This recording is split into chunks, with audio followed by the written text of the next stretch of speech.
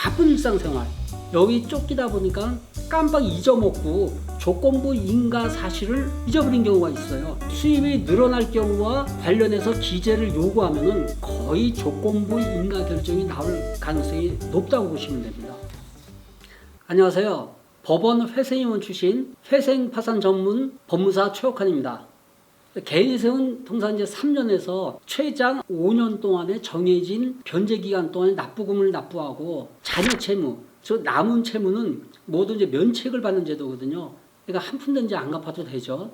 그런데 인가 결정 후에 수입에 관한 자료를 법원에 제출하고 만약에 이제 수입이 증가했을 경우 변제금을 높여줘야 돼요. 상향 조정할 것을 조건으로 하는 조건부 인가로 인가 결정이 되는 경우가 있거든요. 그래서 오늘은 조건부 인가가 무엇인지, 그리고 조건부 인가 결정이 나왔을 때 과연 채무자 입장에서는 그 대처를 어떻게 해야 되는지에 대해서 알아보도록 하겠습니다. 개인회생 신청 후에 별 다른 문제가 없으면 법원에서는 정해진 절차를 거쳐 채무자의 개인회생 신청에 대한 인가 결정을 하게 되는데요.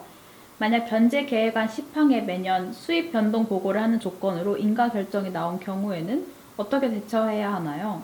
조건부 인가 결정이 이제 법원에서 나왔을 때 법원에서 요구한 서류를 법원에 이제 제출하면 되거든요. 조건부 인가의 경우 매년 이제 수입 상황 보고서를 제출하면서 변제 계획안 10항에 따른 서류를 첨부해서 법원에 제출해야 됩니다.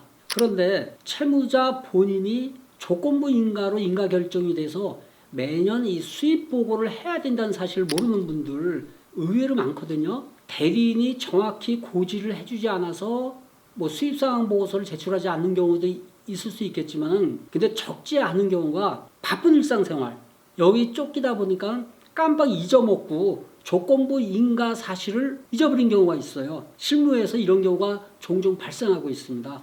그러면 채무자 본인이 자신의 개인회생 사건이 조건부 인가인 사실을 면책 신청을 할 때 알게 된 경우에는 어떻게 해야 하나요? 채무자가 조건부 인가에 따라서 매년 수입 보고를 하지 않는 상태에서 변제 계획안에 따른 변제를 모두 완료를 했습니다. 그래서 면책 신청서를 법원에 냈어요. 법원에서 면책 결정을 해줄까요? 안 해줍니다. 면책 결정을 하지 않고요. 보정 권고를 냅니다. 보정 권고에서 제출을 요구하는 서류에는 어떤 것들이 있을까요? 법원에서 나오는 보정 권고, 이 보정 권고에서 제출을 요구하는 서류는 주로 소득과 관련된 거거든요.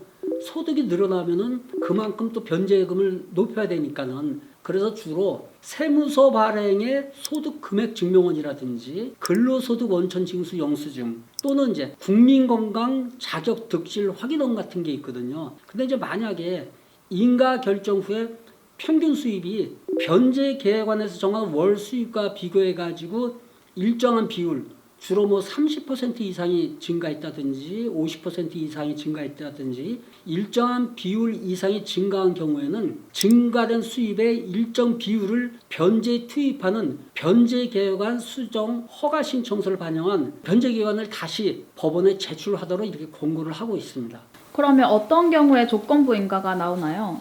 조건부 인가라는 것은 법원의 개인회생 신청자가 제출한 변제 계획안을 인가해 주는 대신에 조건을 붙여가지고 인가를 해주는 거라고 이렇게 생각하시면 되거든요. 그 내용이 각 법원별 또는 재판부별로 약간씩 이제 다르지만 주로 이제 가장 많은 게 매년 7월 31일까지 소득 변동과 재산 관련 사항에 대해서 신고를 하라는 건데요. 주로 이제 수입이 불규칙한 사람이라든지 아니면 최근에 취업을 한 분들, 또는 이제 수입이 유동적이거나 불분명한 분들, 이런 분들에게 조건부 인가가 나오는데요. 우리가 이제 개인회생 절차를 진행을 하지 않습니까? 보정명령이 나올 경우에 변제계획안 10항 기타 사항란에 수입이 늘어날 경우와 관련해서 기재를 요구하면은 거의 조건부 인가 결정이 나올 가능성이 높다고 보시면 됩니다.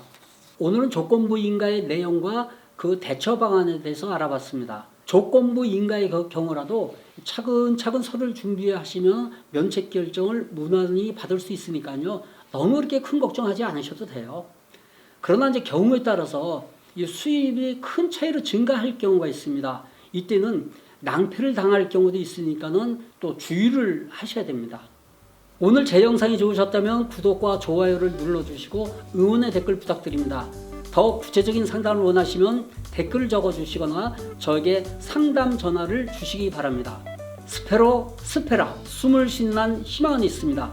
여러분의 희망이 등대지기 법원 회생위원 출신 회생파산 전문 법무사 최옥환이 여러분의 고민을 함께 해결해 드리겠습니다. 감사합니다.